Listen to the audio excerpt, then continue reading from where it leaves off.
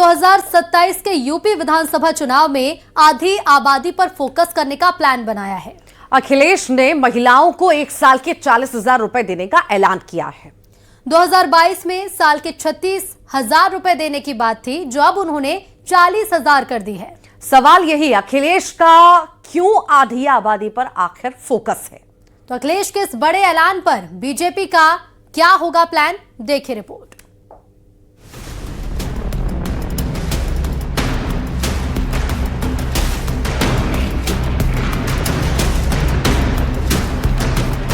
अखिलेश यादव ने यूपी के 2027 विधानसभा चुनाव से पहले ही आधी आबादी के लिए बड़ी घोषणा कर दी है। एसपी अध्यक्ष अखिलेश यादव ने कहा है कि वो यूपी की महिलाओं को हर साल 40,000 रुपए की प्रोत्साहन राशि देने का काम करेंगे। अखिलेश यादव ने इससे पहले 2022 के चुनाव में 3,000 रुपए हर महीने और साल में 36,000 रुपए देने की बात की थी, जिसे वो 2027 में 40,000 रुपए करेंगे। तो जो समाजवादियों पे जनता को भरोसा है और जनता को ये विश्वास है, देश की आधी आबादी को भी ये विश्वास है, उत्तर प्रदेश की आधी आबादी को भी विश्वास है कि जब समाजवादी पार्टी अध्यक्ष आदरणीय अखिलेश यादव जी इस बात को कह रहे हैं कि वो महिलाओं को 40,000 रुपया महीना देंगे, तो निश्चित रूप से उस वादे को समाजवादी पार्टी पूरा करेगी।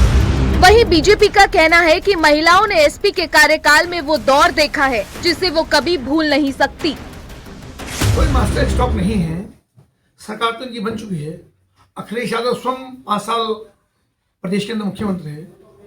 उनके पूज्य पिताजी श्री लगातार 3 बार मुख्यमंत्री रहे, और जब उनकी सरकार नहीं होती है, जनता उनको नकार देती है, तो झूठ बोलने का काम करते हैं। चाहे SIR का विषय हो, चाहे निर्वाचन व्यवस्था का विषय हो, चाहे महिलाओं को किसी प्रकार की ऑफर देने का व्यवस्था हो, कोई एजेंडा उनके पास नहीं है। राजनीति के जानकार मानते हैं कि एसपी इस तरह की घोषणाओं से अपने वोट बैंक में महिलाओं को भारी संख्या में जोड़ना चाहती है। अगर उत्तर प्रदेश में अखिलेश यादव कह रहे हैं कि हम 3,000 रुपए महीना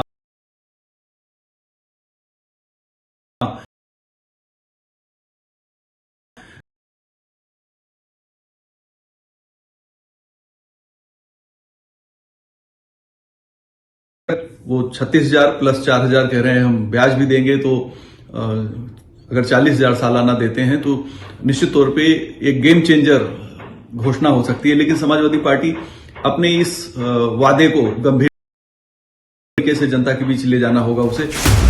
यूपी में विधानसभा चुनाव में अभी 1 साल का ज्यादा वक्त बचा है।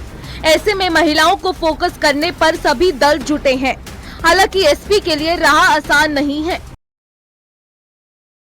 तो अखिलेश के सियासी ऐलान पर बड़ी काट खोजने में जुटी है। हालांकि वक्त बताएगा कि ये घोषणा कितना ज्यादा फायदेमंद साबित हुई, लेकिन 40,000 रुपए प्रति साल दिए जाने की घोषणा अपने आप में देश में आधी आबादी के लिए की जाने वाली बड़ी घोषणा समझी जा रही है। कैमरा पर्सन रवि के साथ अलाउद्दीन, न्यूज़ 18 लखनऊ। बस अब कुछ ही दिन शेष हैं जब उत्तर प्रदेश में घुसपैठिए जगह जगह नहीं बल्कि एक ही जगह मिलेंगे। ने घुसपैठियों के लिए डिटेंशन सेंटर तैयार किया है।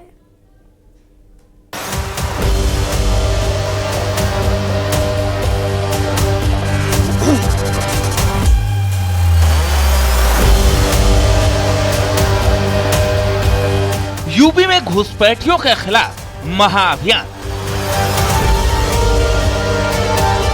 घुसपैठियों की पहचान, डिटेंशन सेंटर तैयार। ऑपरेशन क्लीन, पहचान और निगरानी जारी। लखनऊ टू गोरखपुर कार्रवाई युद्ध स्तर पर। घुसपैठियों के लिए योगी सरकार का हंटर चल रहा है।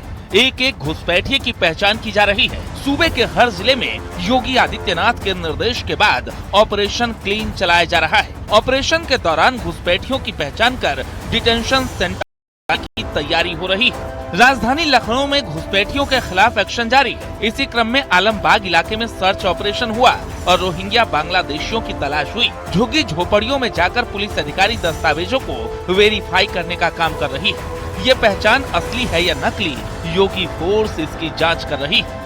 अवैध रोहिंग्या, बांग्लादेशी या किसी भी देश के अवैध नागरिक जो उत्तर प्रदेश में रह रहे हैं, घुसपैठिए के तौर पर हैं, उनकी पहचान करनी है, उनको डिटेंशन सेंटर में भेजना है और फिर उनको उनके देश डिपोर्ट करना है। एक बड़ा अभियान उत्तर प्रदेश के सीएम योगी के निर्देश पर चल रहा है। इस वक्त राजधानी लखनऊ के आलमबाग इलाके की एक बस्ती में ये अभियान चल रहा है। यहाँ पर एक ऐसी बस्ती है जहाँ पर तमाम लोग रह रहे हैं जो कूड़ा बीनने का काम करते हैं, कबाड़ी का काम करते हैं। कुछ लोग नगर निगम के कुछ ठेकेदारों के साथ एसोसिएटेड हैं और इस तरह के काम ही करते हैं। तो इन लोगों की जितनी भी आइडेंटिटी है उसको वेरीफाई करने के लिए जो सीनियर अफसरान हैं वो खुद मौके पर मौजूद हैं। यहाँ पर लोगों के तमाम दस्तावेज चेक किए जा रहे हैं। ज्यादातर लोग वही हैं जो आसाम के रहने वाले हैं। दूसरी तस्वीर गोरखपुर से है, जहां घुसपैठियों को रखने के लिए गोरखपुर में डिटेंशन सेंटर तैयार किया गया है। ये डिटेंशन सेंटर शाहपुर थाना क्षेत्र के गीता वाटिका के पास बना है। 3 फ्लोर की इस डिटेंशन बिल्डिंग में 4 कमरे हैं और 50 बेड हैं। जो घुसपैठिए पकड़े जाएंगे उन्हें इसी डिटेंशन सेंटर में रखा जाएगा। घुसपैठियों के मद्देनजर मुख्यमंत्री योगी आदित्यनाथ के निर्देश पर शाहपुर के गीता वाटिका में डिटेंशन सेंटर बनाया गया है। इस डिटेंशन सेंटर के बारे में आपको बताते हैं कि इस डिटेंशन सेंटर में कुल 4 कमरे हैं, जिस कमरे में 50 बेड है, जिसमें ठंड के मद्देनजर जो भी यहाँ शेल्टर होम में अगर कोई आता है तो उसके रहने, खाने और सोने की व्यवस्था की गई है। और खास तौर पर लगातार जो SIR का सर्वे चल रहा है, पूरे प्रदेश में रोहिंग्या और घुसपैठिए मिल रहे हैं, तो उनको लेकर एक शेल्टर होम बनाया गया है ताकि अगर कोई भी इस तरह का घुसपैठिया पहचान होती है तो शासन और प्रशासन द्वारा यहाँ पर लाकर उसको रखा जाएगा। कुल मिलाकर सीएम योगी की सख्ती के बाद यूपी में घुसपैठियों की पहचान का काम युद्ध स्तर पर जारी है। प्रदेश भर में ऑपरेशन क्लीन जारी है और हर जिले में अधिकारियों द्वारा सक्रिय निगरानी की जा रही है। Bureau report, news 18। नमस्कार, बहुत बहुत स्वागत है आपका खबर असरदार। आप देख रहे हैं, मैं हूं आपके साथ ऋतु ज्ञानवानी और मैं हूं आपके साथ ऋतु सिंह। कल संसद में राहुल गांधी के अमित शाह को ओपन चैलेंज के बाद सियासी पारा हाई हो चुका है।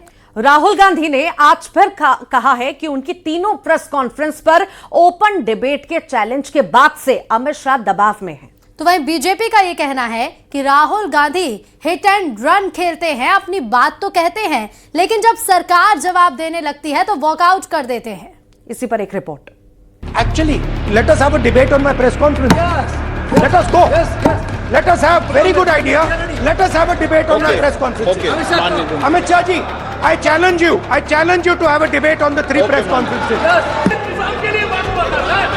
विपक्ष के नेता महोदय कहते हैं कि पहले मेरी बात का आप जवाब दीजिए, मैं सुनना चाहता हूँ। आपकी मुंसफी से संसद नहीं चलेगी। मेरे यहाँ बोलने का क्रम मैं तय करूंगा। इस तरह से नहीं चलेगी संसद।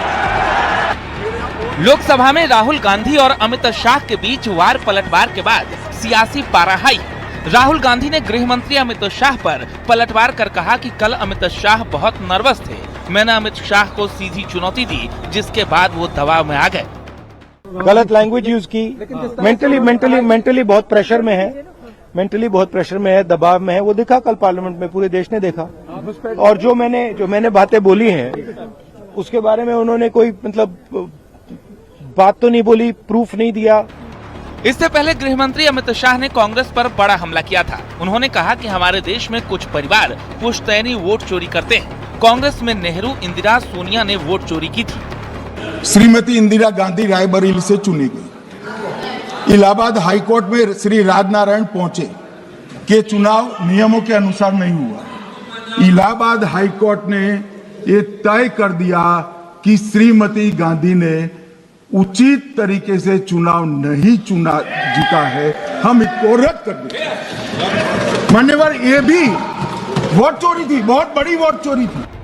अमित शाह के बयान पर कांग्रेस सांसद राजीव शुक्ला ने कहा कि दिन भर नेहरू को दोष देते रहते हैं, जबकि 11 साल से खुद सत्ता में हैं। कब तक 50-60 साल पहले की बातें करती रहेगी? हर चीज में नेहरू जी। हमें लगता है नींद भी आती है रात में कि नहीं आती? रात में भी नेहरू के सपने आते होंगे, इंदिरा गांधी के सपने आते होंगे, राजीव गांधी के सपने आते होंगे, सोनिया गांधी के सपने। केंद्रीय मंत्री गिरिराज सिंह ने कहा कि Rahul Gandhi hit and run formula अपनाते हैं। पीएम और गृह मंत्री बोलते हैं तो वो वॉकआउट कर देते हैं, यही उनका लोकतंत्र है। ये हिट एंड रन यानी रन एंड हिट वाला ये फार्मूला राहुल गांधी अपनाते हैं।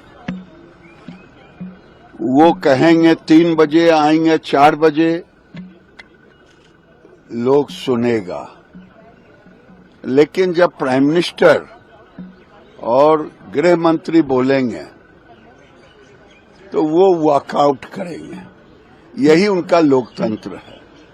वहीं एसपी सांसद वीरेंद्र सिंह का कहना है कि संसद में अमित शाह राहुल गांधी के सवाल का जवाब नहीं दे पाए।